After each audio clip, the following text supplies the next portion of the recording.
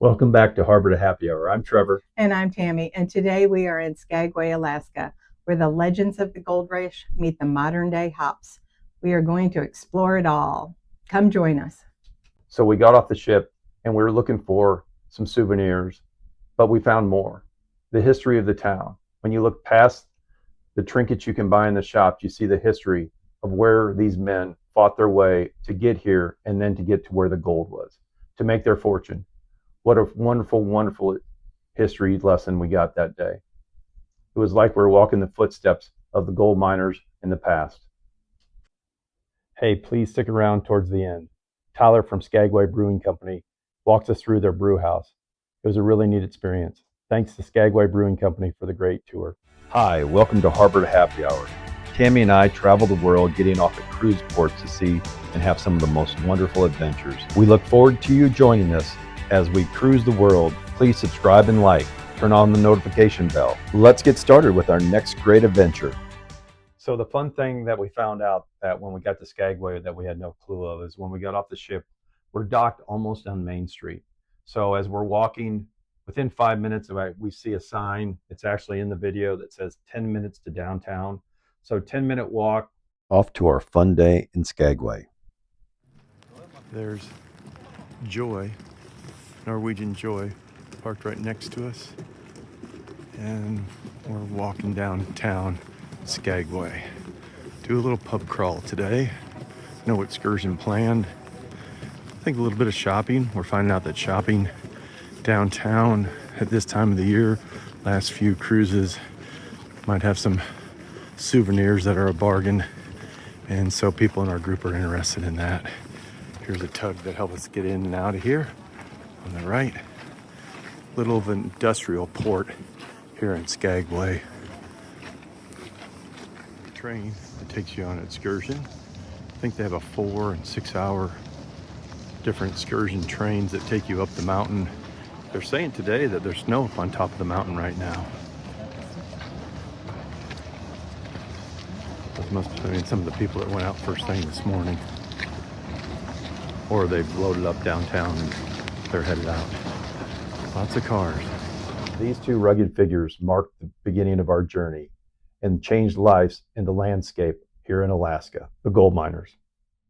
The Rotary Snowplow allowed for supplies to get to where the gold rush was taking place during the winter months and changed supply chain completely. These two iconic figures, the gold miners and the snowplow, illustrate the hardship they took on for the gold rush that took place.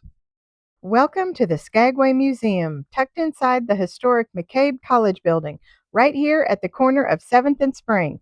Built in 1899, this stone structure has worn many hats, from a Methodist school to a federal courthouse and jail.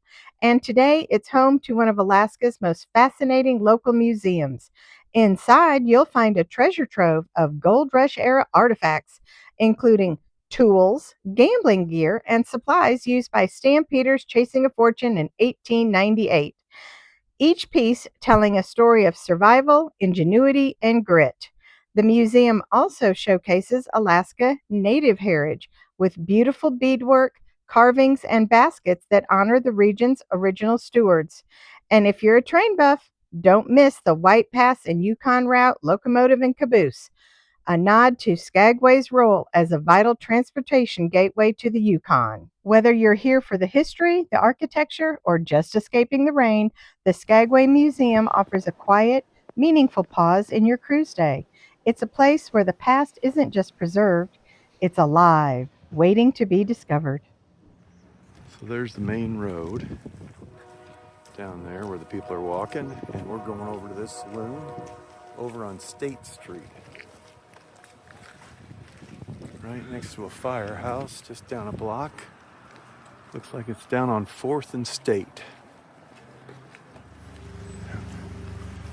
There's the ship in the background as we walk up. There's see the saloon sign. And there's the ship. And we're right on the corner of 4th and State Street Saloon. If you're looking for a drink with a story, welcome to Happy Endings Saloon, Skagway's year-round local hangout with a name you won't forget and a vibe you'll want to stay for. Tucked inside the Morningwood Hotel. Yes, you heard that right. This place is part dive bar, part community hub, and 100% Alaskan charm, with a dozen beers on tap, a full-service bar, and the only cornhole arena in the entire state. It's where locals and visitors come to unwind, laugh, and maybe throw a few beanbags. Dyke Brewing Company. There's a brew works right inside there. We'll go in and take a few pictures, show you a little video. Great little place. Not a huge staff, about 3 people working in here. You have to check in here. If you're looking for a cold one with a bold backstory, welcome to Klondike Brewing Company, right here in the heart of Skagway. This isn't just a brewery, it's a tribute to the spirit of the gold rush, brewed fresh and poured with pride. Founded in 2015 by a group of friends who shared a passion for craft beer and the frontier history of the Klondike. Today, the beer is brewed right next to the tap room and the open air garden out back, where locals and cruisers alike gather to raise a glass to Skagway and its wild past. Skagway Brewing Company. Let's take a look inside. Skagway Brewing Company has a rich and layered history that stretches from the Klondike Gold Rush to today's sustainable craft beer movement. It is one of Alaska's most iconic breweries, blending frontier heritage with modern innovation. Here we are at Skagway Brewery Company. The staff went above and beyond, giving us a nice personal tour of how the beer is crafted. And just stating who you are, where you're from, where you grew up, and Yeah, I'm Tyler Mills. I'm from Austin, Texas. okay, great. That's where I grew up, and I ended up brewing in Portland, Oregon. That's where I cut my teeth, and got hooked on doing this. So cool. Yeah, I've been my first season doing it here at Skagway Brewing Company. Super. Thank you very much. Thank you for taking the time to give us a tour. Oh, for sure. All right. So if you walk me through the process, kind of what you guys have for equipment and. Oh yeah, I mean, really just going with the brewing process. Great. Upstairs we have our grain room. That's where our malt is stored, and then we have a mill that is on top of this vessel right here called the grist case. So the malt is milled into this vessel, and then when it comes time to brew, we'll take hot water from our hot liquor tank and mix that with the grain coming into our mash tun. So it'll rest in there for a little while, and enzymes will go about their process, and sugars will be gotten from starches. And then once that is done, we will start running off that liquid, and we call that liquid wort. So that liquid is then run off into our boil kettle. So once it gets into our boil kettle, once we fill that up, we will start to add our hops. And then depending on when we add the hops in the process, they'll either be more for bittering or more aroma and flavoring. So the aroma and flavoring will end up being later on in the boil, closer to the end. And then after that is done, we have our heat exchanger here, and we'll run the hot wort through the heat exchanger, which runs cold water concurrently at the opposite direction of the wort. So the heat all goes into the water, and we have cooled down wort coming out, and those go into our fermenters here. And then at the same time, we'll pitch our yeast, and generally do that in line as the wort is coming out of the heat exchanger. And then it'll go into the fermenter and hang out there, and then the yeasts, the real heroes of this process, will go about fermentation. And so these vessels have glycol jackets, so we're able to control the temperature of fermentation, because that is heat is one of the products, the byproducts of the fermentation process. And then also CO2 is a byproduct, so we have the ability to vent the CO2 out of those tanks. And then alcohol, obviously, is the byproduct that we all like.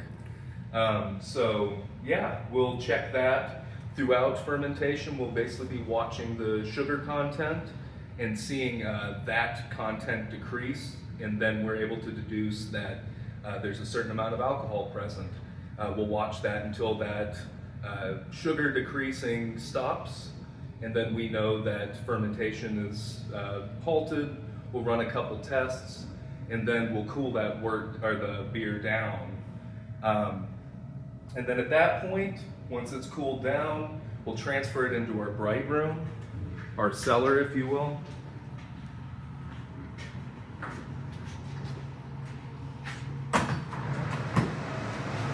I'm currently cleaning a tank, preparing for a transfer. But these are single-walled bright tanks, and we serve off of them, so you can call them serving vessels. Oh, wow. Okay. Yeah, so they're all, and our system is a 10-barrel system, about 300 gallons per batch. We produce spruce tip as well. We do that in 15-barrel batches, about 450 gallons. Yeah, and then this is where the finished beer ends up, and we serve it, and it ends up going to the taps. Yeah, can we film the tap wall? Is that okay? Or you can film it for me and I won't go in there, however. I just was gonna film the tap wall. Thank you, Tyler.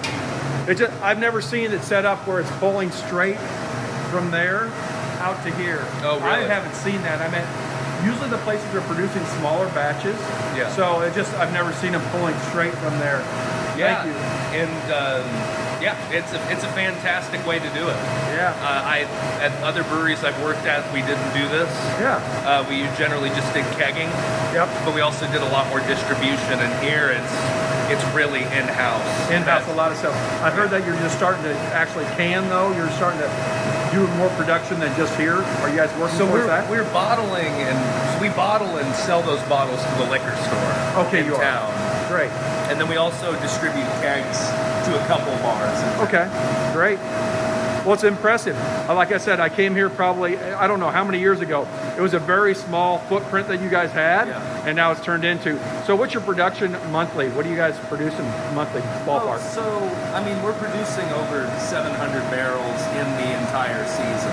Okay, great. Which is about 6 months. Cool.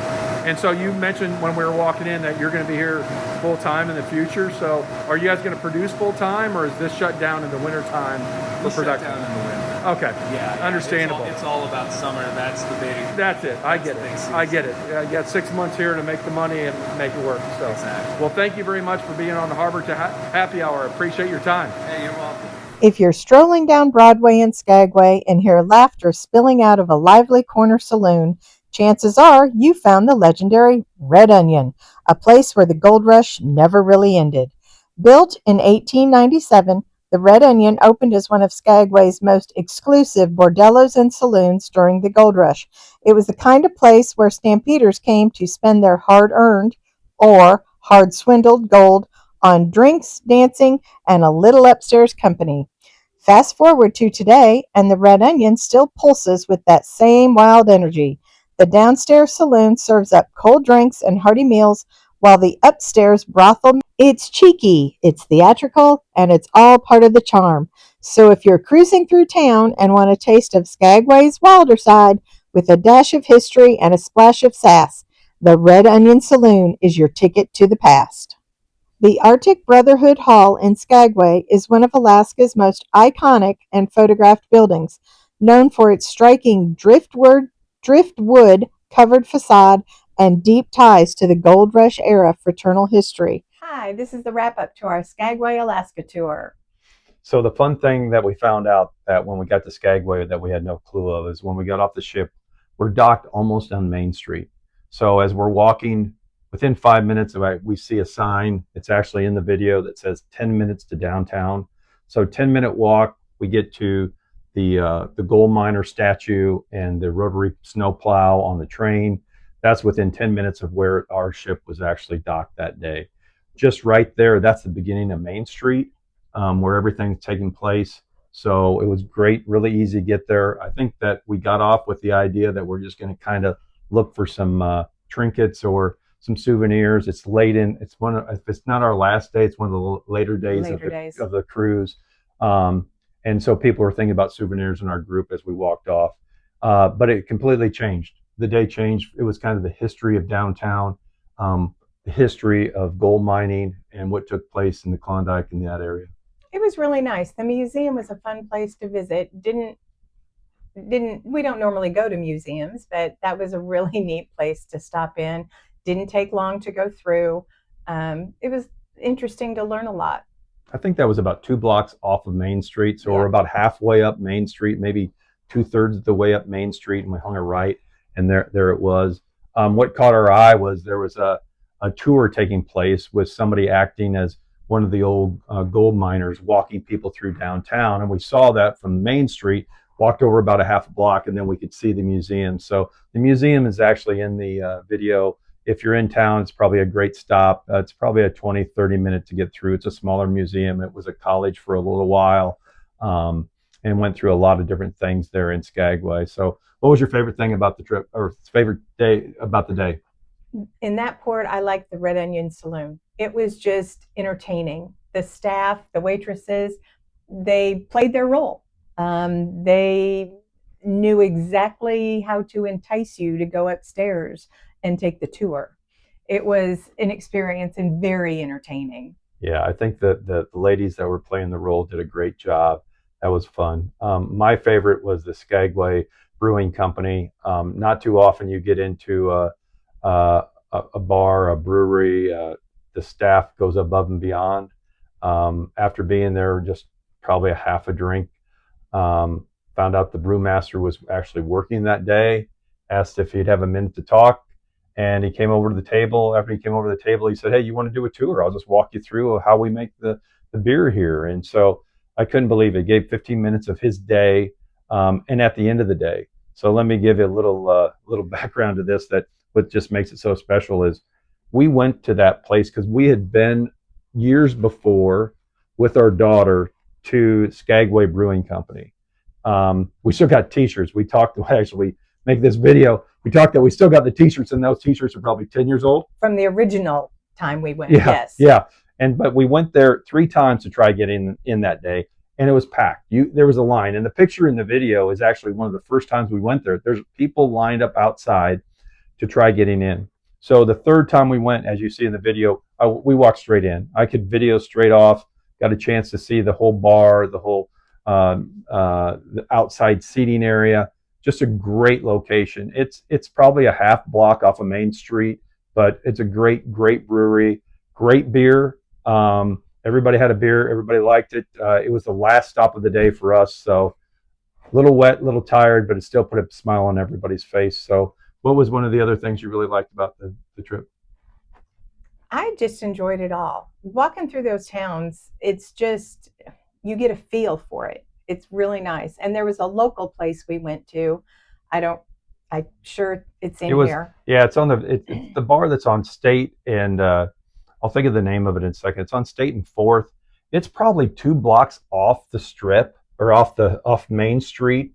It's right over by a fire station, a grocery store. But it's kind of a local bar. As you walk in, there's a big table on the right with big cushy chairs, and you could tell that locals sit there and hang out. They have a big cornhole deal in the back that we talked about in the video, and pool tables. And there was some tourists in there. There wasn't a lot of tourists in there. Every one of the rest of the bars was full of tourists. I was there the next bar where they talked about kind of how the bars take turns in the off season. So that way they all can stay open. I don't know that they all stay open, but the ones that stay open aren't just competing with the small population that's here year round. So it was just a great day to get off. I think that we were really surprised. We were surprised that it had as much history and richness, and you could feel I think the weather, the mist hanging in the mountain in the background, as you see in the shot that we took that has the gold miners statue. That feeling of being there and the history of the town just kind of overwhelmed you as you walk through Main Street. So it was a great day. Thanks to Randy and Deb for joining us on this trip and this journey. Thank you for watching Harbor to Happy Hour. Hope you enjoyed it. Please keep watching, subscribe, and like.